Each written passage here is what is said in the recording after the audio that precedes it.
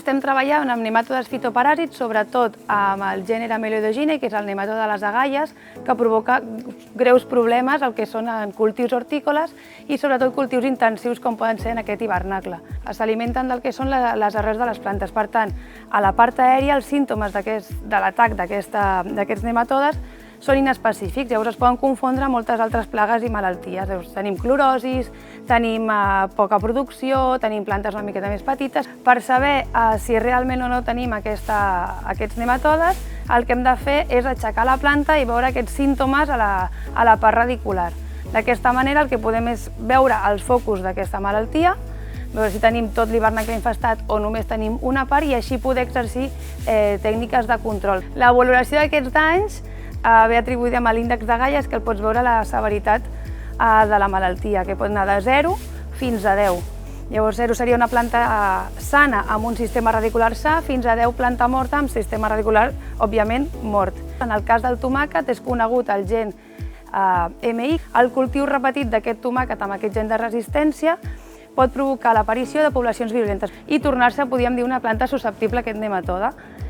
L'altre seria que temperatures superiors del sol a més de 28 graus durant un cert temps el que fan és trencar aquesta resistència. El que vam fer amb aquest assaig, juntament amb Bayer, és provar diferents portaempelts amb portadors de gens de resistència o algun tipus de resistència que no coneixem diferents al gen MI, comparat amb altres portaempelts d'altres cases comercials portadors del gen MI. Vam veure la reproducció del nematode i vam veure que efectivament aquests portaempelts que ens va proporcionar Bayer eren resistents a la població que justament tenim en aquest terra, que és una població virulenta. Buscar a veure si trobem algun gen o algun mecanisme de la planta per poder solventar aquest problema que té aquesta resistència del tomàquet.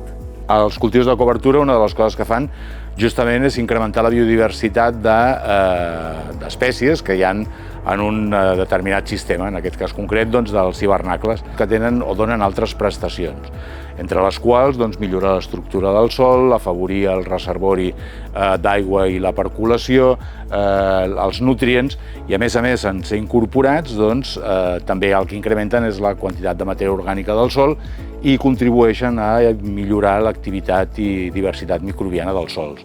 Una de les coses que estem veient aquí justament és el temps que triguen des de la sembra a la floració, en tant que la màxima eficiència que tindran per alliberar aquests compostos glucosinolats i fer la seva funció és a l'estat fenològic.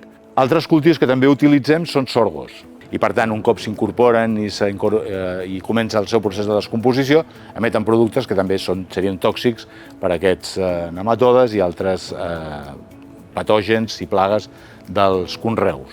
Per tal de maximitzar, a més, el seu efecte, aquests cultius de cobertura, el que estem fent són la creació de models fenològics. És a dir, quina seria la quantitat d'energia que el nematode ha d'acumular per sota d'una temperatura llindar per tal de completar el seu cicle. A més, algunes d'aquestes espècies està reportat que tenen la capacitat de produir substàncies que poden interferir amb el moviment del nematode i la seva capacitat de penetrar a l'arrel de les plantes i de reproduir-se. El projecte està tot just començant i ara estem començant a desmuntar els primers assajos i processant les dades. La hipòtesi és que el fet d'instal·lar aquestes plantes en el cultiu reduirà el que és la malaltia que li causa aquest nematode a les plantes.